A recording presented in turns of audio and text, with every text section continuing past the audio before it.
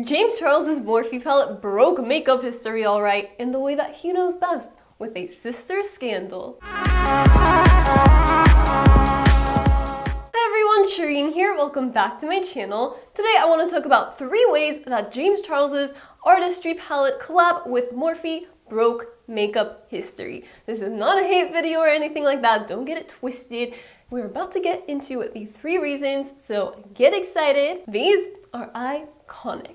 Before we begin, make sure to give this video a big thumbs up if you are excited about the James Charles and Morphe collab, if you love colorful makeup, if you like breaking makeup history. And don't forget to subscribe down below. The first way James Charles broke makeup history with the Artistry Palette is by bringing awareness to ingredients in eyeshadows. Now, if you've been living under a rock the past week, or if you don't have Twitter, let me fill you in. Last week, this girl posted a rant on Twitter about how one of the pink eyeshadows in the palette stained her eyelids and was also giving her hives. I want to make it very clear. The hives that I'm getting on my eyes are not from my makeup remover or base. I've used both of the products for years. Never had hives from them. I use them literally every day. I got a sister slay wherever I go. But James did not warn me about the staining. He didn't tell any of us. Like, look at me. He took pink eye to a whole new level. I've been trying all the colors because I wanted to make a review video on it for my YouTube channel. I can safely say you should skip using the color Skip. People are trying to say because it's a pressed pigment that I should know that pressed pigments can stain. None of the others did this. So as a result of that video, the entire beauty community, it seems like, just started talking about ingredients in eyeshadows,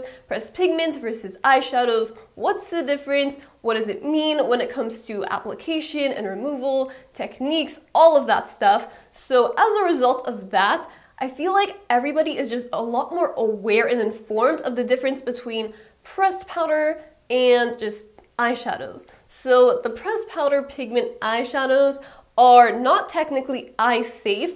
They're not approved by the FDA in the US. Now, they are approved by European standards, just not by ours here in the US. Here's why.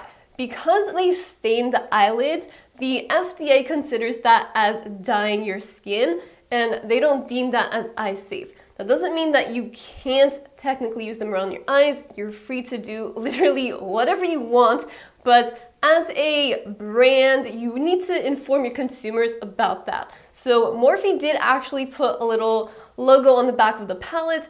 It was a little eye logo with a dash going across it, so like, you know, not eye safe. Now, I've never seen a logo like that before, nor have I ever really paid attention to that as a consumer.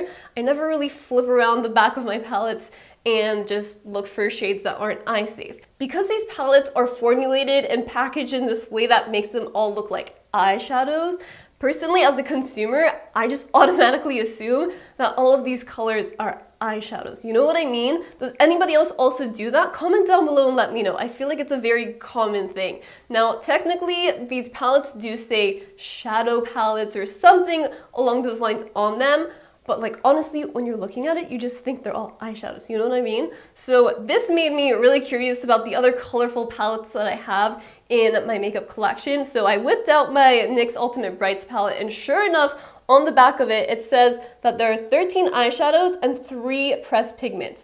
And then there's 2 logos right here. There's one with an eye and a brush, and then another one with a face and a brush. So, you know, that one is for the pressed pigments, but honestly, I would not have known that if it wasn't for this whole ingredient eyelid staining thing that just broke out and became such a massive thing as a result of the James Charles Artistry Palette. So James, thank you for that. If you didn't know, the reason why red and pink eyeshadows specifically tend to stain the skin and eyelids is because in vegan formulas, they tend to use some dyes, and these are called either Red 7 Lake or Red Lake 40. And basically, these ingredients can cause staining on the skin.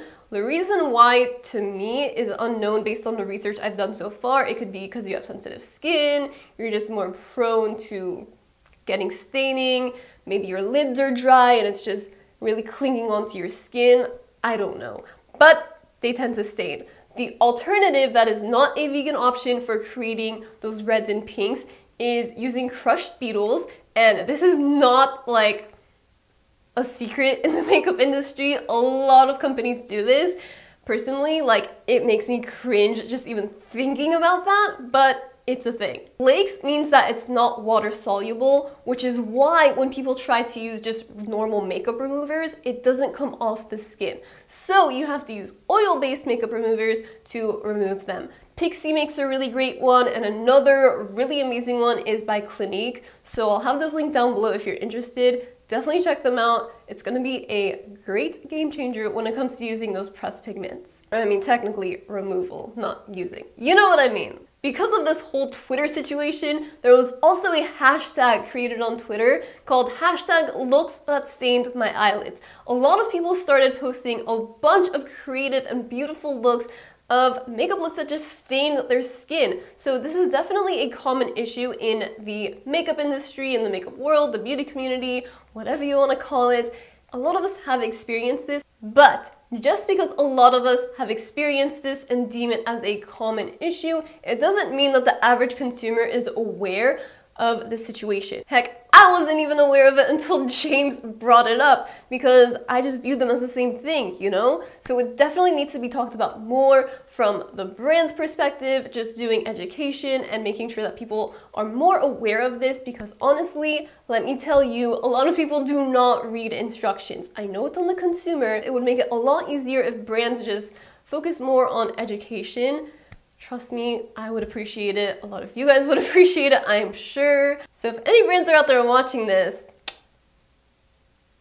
I hope you'll take that into consideration, please. The second way that James broke makeup history is by inspiring a ton of people to truly unleash their inner artist. The amount of creative, colorful looks that I have seen in the past few weeks has just been insane. Literally, my entire Twitter feed, Instagram feed, YouTube feed has been filled with these beautiful, colorful looks that I have not seen in quite a while. The only time I really see those kinds of looks is around Halloween, you know? That's when most people tend to go out of their comfort zone and really get creative, but now it's like a daily basis thing where people are just being creative on the daily, and that is just so cool. I love seeing people being brought out of their element, pushing the envelope, and just taking their skills to the next level. It's really cool to see people playing with color more.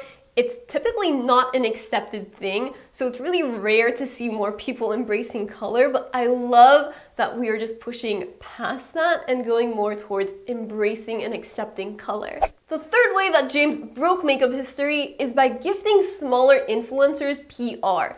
Now, I know that there are definitely smaller influencers on Morphe's PR list, but I'm talking about people that were not on Morphe's PR list. So on Twitter is where I was seeing this happen the most. People would be posting either the recreations of the James Charles promo video, or just colorful looks inspired by James Charles, or just, you know, something really out there, beautiful and unique. And James would respond to these people and recognize them and be like, oh, I see you, I'm gonna send you a palette before it even launched. Like, that is so unheard of. Do you realize how rare that is, especially as an influencer, to not only get noticed by somebody who is just so much bigger and has an influence and a brand, and get PR. Like, that is just incredible. From a smaller influencer's perspective, having PR first really gives you a upper hand when it comes to YouTube, because you want to be the first to post videos about that palette, you know? There's so much hype around it,